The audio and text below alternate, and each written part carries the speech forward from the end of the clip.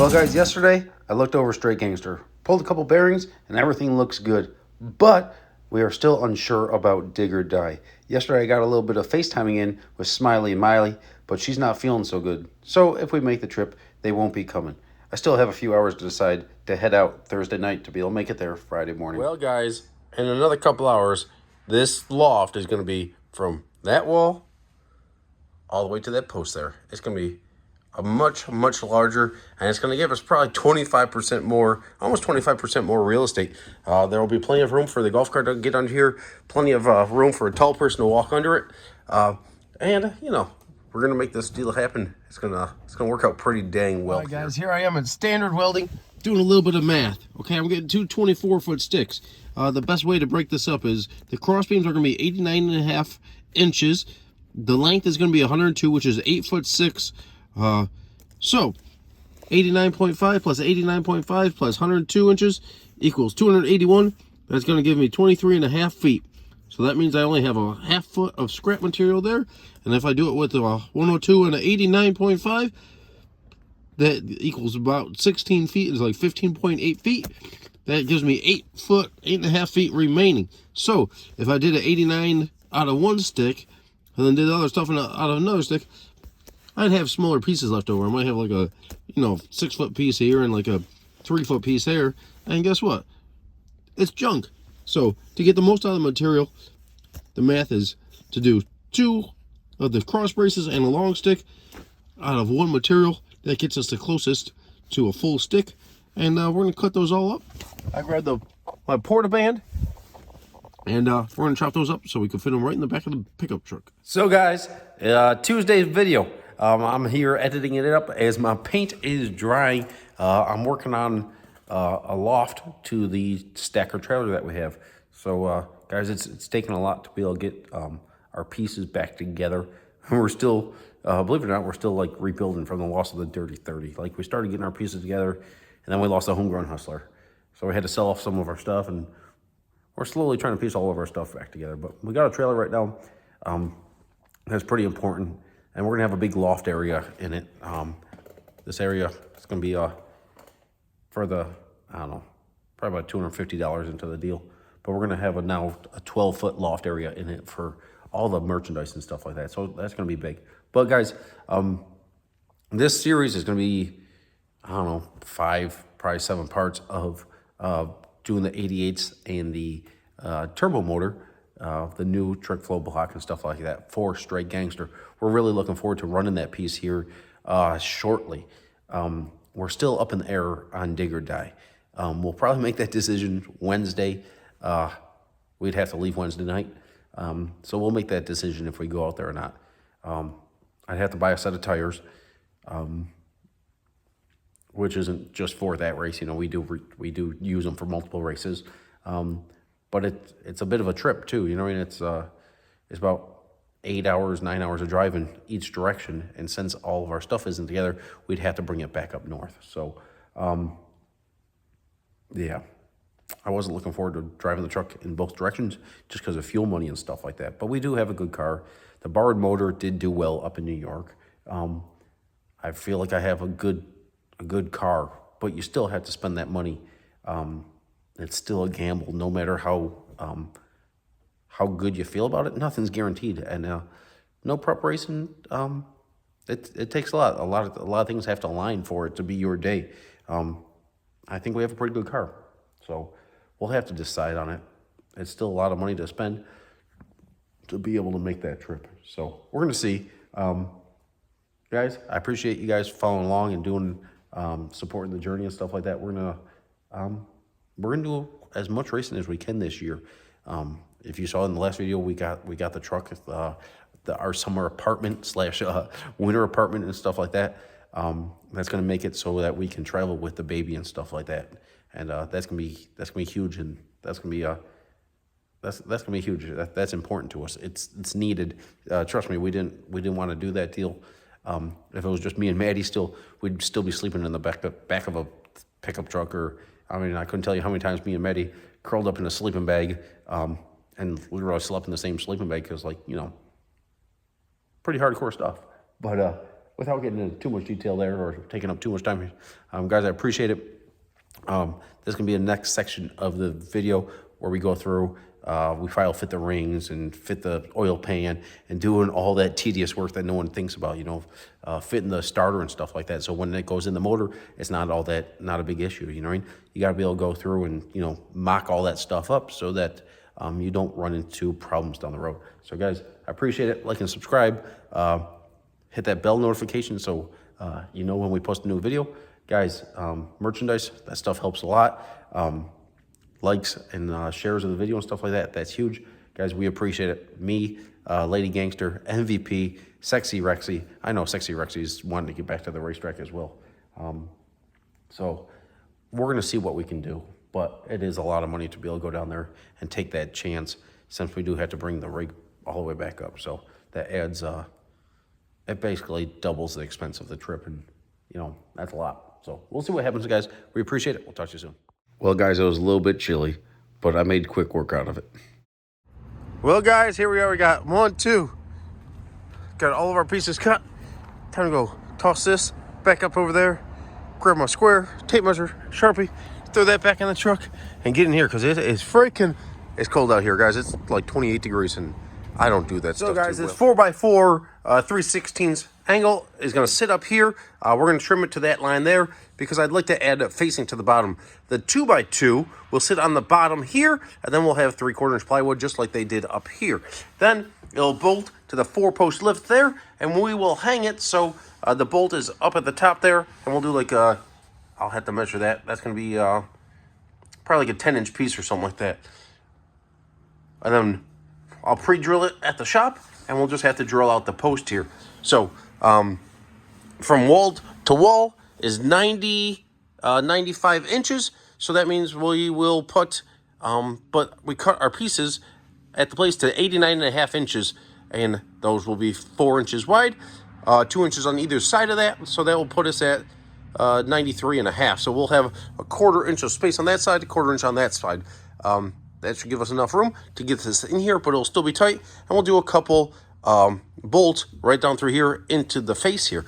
And then we'll do the 3 cross braces here, and there'll be plenty of room to store all the merchandise that's sitting under Straight Gangster in the trailer and make my life a whole lot easier because I cannot physically move all those totes back and forth every time we're at the racetrack. So if we could get this done and maybe a couple other things, maybe we'll head to dig or die, but I'm not exactly sure just yet. So guys, that inner structure is 2.5 inches.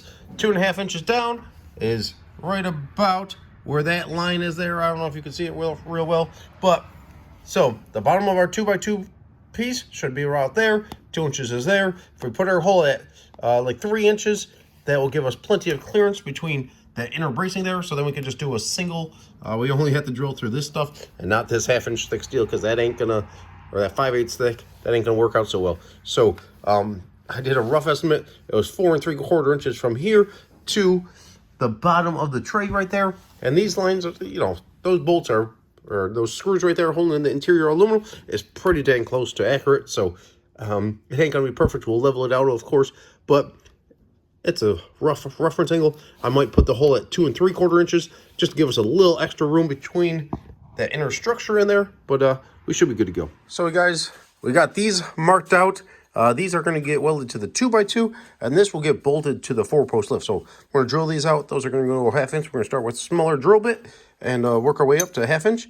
And then these will get welded directly to the 102 1/4 inch long 2x2 square pieces on the one end. The other side will be about 3 inches by 4 inch angle with a 4 inch piece laying on top of the For a loft. rough estimate, you can see that we're at, Jared's gonna hold the tape measure for me. You can see we're at 93.5 inches right here. And our measurement from wall to wall was 95. So that gives us 3/4 of an inch on either side. And yeah, that means we'll just, we'll be good. We're gonna have to trim off a small piece of a 4x8 piece of plywood to cover this deal. But we'll have one towards the front, one dead center, and then one offset. Now, I'm not going to run this crossbar all the way to the lift. This side's not tacked on yet because I'm going to do this side, test it, and see. But we're probably gonna offset this deal probably about a foot. So we'll probably make it like either an 8-foot lift loft or 7-foot addition, just so there's a little bit of an overhang over the lift. The lift is a 14-foot lift, but some cars have a valance and stuff like that, or if there's a splitter over the top, still want to be able to lift the car all the way to the top. So we might give, I might not run it all the way to the lift. I'll double check that in a little bit. And yeah, so we're gonna square all this up. I got this piece made up here. This will sit, of course, the long piece is going in the loft. So we're gonna put this in probably about a 1/4 inch overhang here. So we got a nice bead all the way around. Then we'll weld that sucker in like that.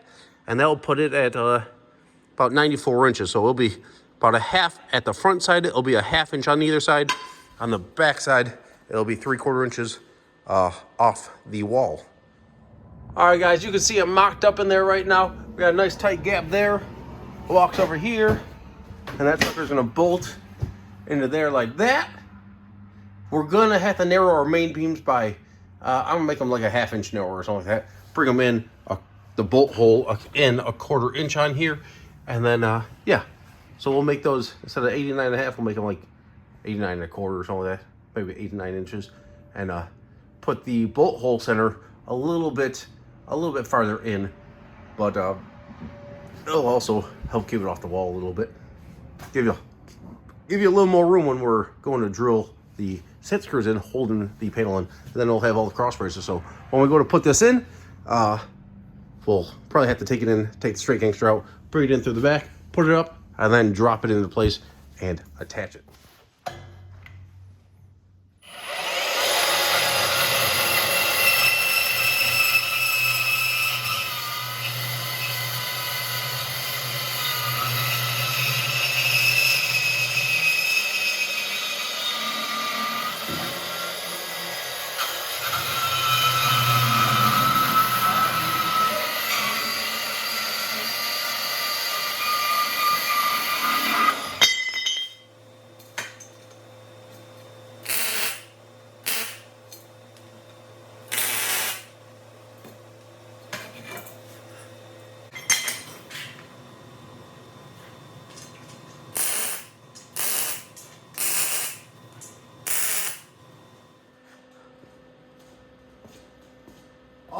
We got a rough outline now. Of course, nothing is squared yet. But we're gonna go through, and I gotta double check my measurement on the center of the holes. Now those can be off a little bit.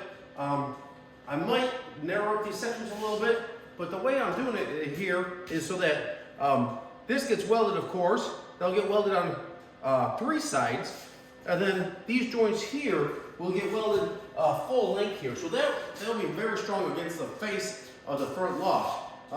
Also, at this corner here will be the post to come down to the floor that we will make out of our 1 extra bar that's sitting over there. So the left side already has a factory or a post in the trailer. The right side does not. That's for the hanging cabinets and stuff like that on that side. So right at the entranceway of the door, we'll probably put a vertical post here. They'll be 72 inches long, I think it is, from the floor to the top.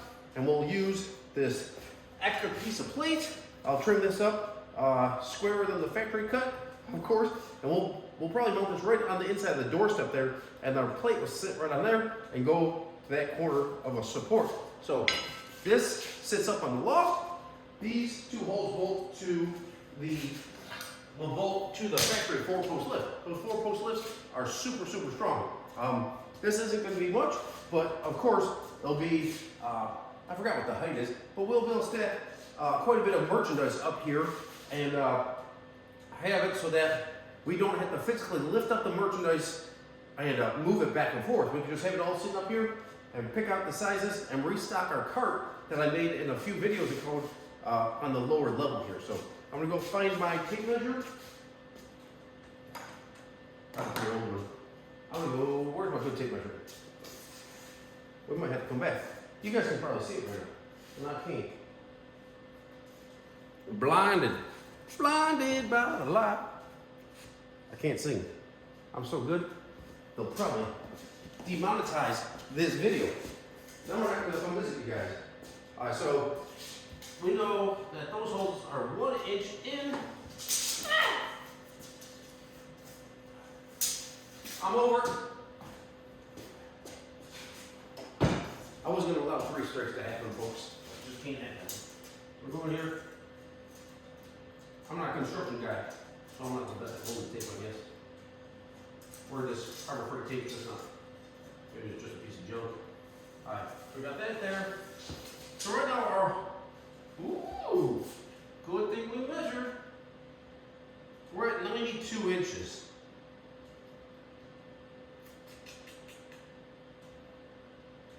I think we'll take a little bit out of these center bars here and put them at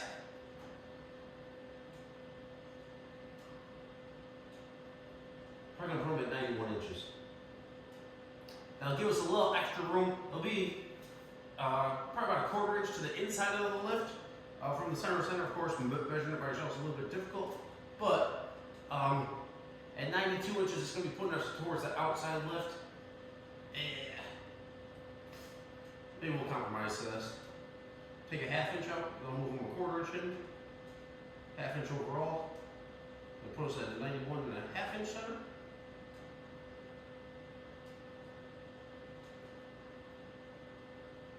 Yeah, I think we'll take a 1/2 inch.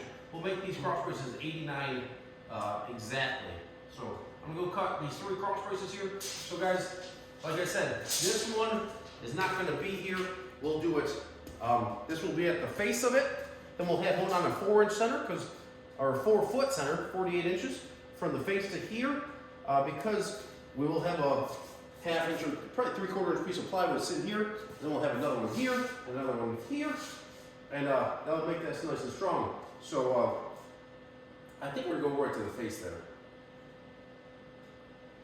I think so. We got some angle iron as well. Then I can maybe even put a single cross brace through the center here. Just add a little bit of rigidity front and back. But like this 1/8 inch 2x2 will be plenty strong. So I'm gonna go through, notch, take a 1/2 inch out of each one of these. And be in good shape. So guys, this is the process right here. We're at, from this outside here to the center of this is 48 inches for a 4x8 sheet of plywood.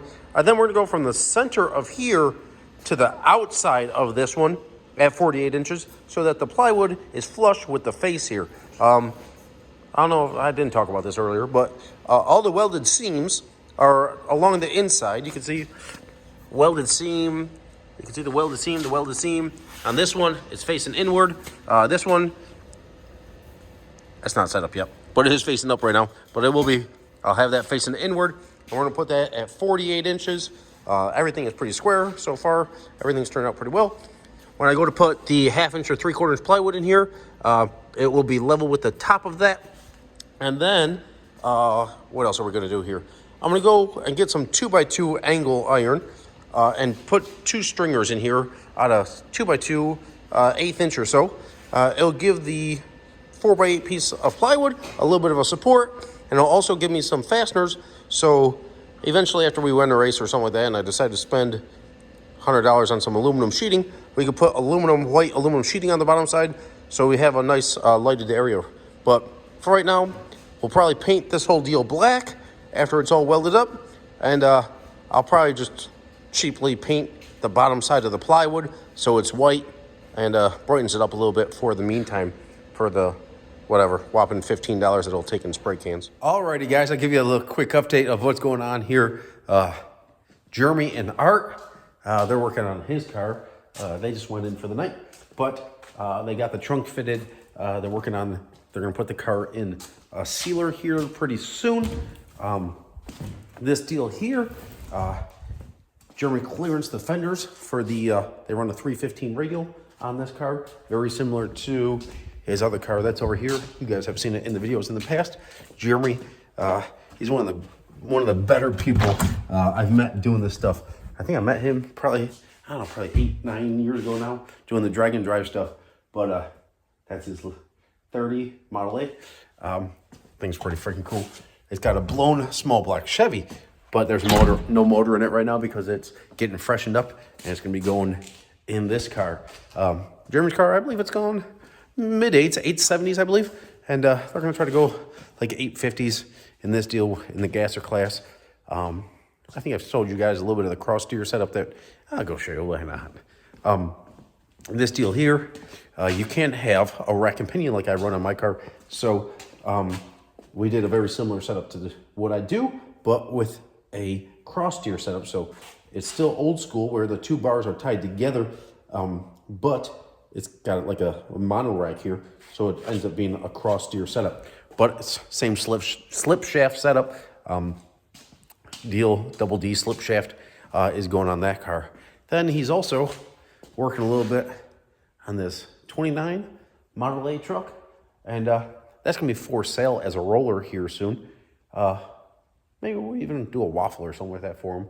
But he's gonna get that to a basic roller, steering, suspension, all the stuff underneath that thing, and sell it off. But like, this thing is in pretty dang nice shape for a 1929. But me, what am I doing? We got the loft of the trailer extension just about done. Jeremy had some old paint laying around here, probably 3 gallons of paint here. Eventually I want to go through and do aluminum on the bottom side of it. But for right now, the plywood is going to be on the top side, but doing it white will brighten up the bottom side of the trailer a little bit. I'll mount some lights under there and stuff like that, but eventually I'd like to do some aluminum paneling on the bottom side just to make it look a little more professional, but you know, that might not happen. So for right now, we're going to paint this stuff white, save ourselves that money. I don't know about saving it, but not have to spend that money to be able to still have the trailer usable and still bright in the work area of the trailer. But I have to extend the loft because this is going to be plenty of room to store all the merchandise. In the morning, I'm going to go pick up some 2x2, and we're going to add a couple of reinforcements in here, but this thing is pretty freaking strong. And guys, it was within a less than an eighth inch, like less than an eighth inch corner to corner. So I knocked that one out pretty good. It was like 141 and like 3/16 both corners. So yeah, it's pretty square. So it's probably not going to fit in the trailer because trailer manufacturers don't pay attention. It's probably all, yeah, it is what it is. But I'm letting this tack up a little bit. I'm going to put one more coat on it, and then, I don't know, maybe call it a night. Well, guys, it's all painted, waiting for it to dry. The boards are all painted. Of course, wood side will be up, white side will be down, because it saves us a little bit of money versus having to sheet the bottom. But eventually we'll do aluminum sheeting along the bottom side here. And I made it so that that thing's offset, so we could run electrical wires above that. But this right here is pretty dang strong. It's 2x2 on a 4-foot center, and then 2x2 angle on a 2-foot center. So it'll be plenty strong there to hold the merchandise and stuff like that. So guys, it's time to go run into the trailer and clearance a couple things, move a couple things around so that we can slap this sucker up in there. Well, we only got to go about a half mile up the road, so that should get me there. Jeremy's getting out of work in the next half hour or so, so time to start unloading the trailer and bring this up there. I got to give a big shout out to Kenny. He lets me park this big sucker at his place, and it's greatly appreciated, man. I don't know what we'd do if we couldn't park it here, but I'm gonna have to get him a Christmas present of some sort. He refuses to take any money or anything like that for storage when I'm hanging out at Jeremy's. But we're gonna have to do something for him because he's a pretty good dude. I'll call that progress. There is a lot of stuff that has to go in this trailer without having that loft in there. You got everything from the stroller to Miley's freaking Strider bike. Used tires, spare wheels. Those ones are for sale. Of course, straight gangster. That car's a bad donkey. It deserves to race every freaking weekend. We can afford it. All the merchandise. Of course, you got the golf cart and all the rest of that crap up in there. So I'm gonna go steal the moving blanket. I'm gonna lay the moving blanket down here on the lift here because I loaded the platform. I loaded it up upside down because this is going to be the visible side. So I'm trying to keep this side a little bit nicer. The top side is going to have the plywood on it, but we we'll see what happens. So guys, we're gonna give you a little update. Ian and Jeremy, we got this sucker up in here. We had to bring it up on the lift, over the 4-post lift. I forgot the tripod back, so forgive me. You could murder me. We got it up here, then we set it back. I hooked up some C-clamps and stuff like that to the back there. So I'll go through and I'll level out these runners here, and then we got to drill out those posts, which is going to be fun, but it shouldn't be too bad. I can stand on my toolbox over here and stand on the merchandise rack over there. But this right here is going to allow us to stack hopefully 2 totes full length from front to back. This German guy is a hell of a dude. We tossed the sheets that I painted last night in the bed of his truck. I guess I'm in his truck as well, but his daily driver is a little bit cleaner than the truck that I'm in, the bed and stuff like that. He uses the truck that I'm in for little things around the shop and stuff like that. So to keep the white paint as clean as we can, we toss them in his truck and we're gonna slide them up in there. But we should have this deal here done pretty shortly. Then it's time to start slapping all the pieces back in there. Unfortunately, Kenny's house is looking like a little bit of a mess for the time being, but it's really been like probably about a half hour and we'll have it all cleaned up, back loaded all up in the trailer. Give a huge shout out to this guy. He's bashful, but Jeremy, I appreciate it. Guys, I gotta go hit in here, screw all these down. I gotta trim out this side here, but these things fit nice and tight here. Nice and tight. They line up with the face here perfectly. I might trim this down eventually and put it back on there on the face, but for right now, we're just gonna screw these things in there and get this deal done. I'm gonna start loading. I need to run back or check down in the lower level, see if I got a coarse file, and I'll just take off the one edge where the aluminum trim is from the existing lift. Alrighty folks, to finish up this video here, this is the loft up here. You can see the 2x2 here, 2x2 angle, square, angle, square, and this deal turned out pretty good. You can see the bolts up there. I'll crawl up top, and then the white painted 3/4 inch plywood down here. You can see there's a small lip over here. I'll flip the camera around for you guys. You can see there's a small lip right here, but that is basically level with the other side. That's so if we go and put the paneling on the bottom side, that it'll be at the same height as the existing loft right there. But we literally, so the loft used to be that big, and we literally tripled the size of the loft, so it turned out pretty good. The paint fared out pretty freaking well. It all looks pretty freaking decent. So I'll go up top and I'll show you. It's a little bit of a mess up there, but I'll show you that. Maybe I'll even work up there a little bit as we're getting some other stuff together, waiting for to check the bearings in straight game. So guys, I would like to eventually make the tire rack along that back wall there. I think it would fit. I'm not 100% sure. We gotta make it so the wing collapses anyways. But right now we got quite a bit of merchandise and all of our spare parts up here. Still a little room left to have, and we could organize this better once we get the tires removed. We don't carry this many tires with us normally. I just have a couple sets of junk tires. I have a couple sets of tires for sale in here. So if we do make it to Digger Day, stop by and buy some tires. It helps us keep the journey going. Like these ones right here, they have less than 15 passes on them. 15 to 17 passes, generally speaking, we take them off at. And we got a fresh set of Mickeys here, but I would prefer to be on the CO7, so we would have to pick up some CO7s and a 55-gallon barrel of methanol. But you can see this deal here is pretty. It's much larger and makes it a whole lot easier. Gives us a whole lot of room here.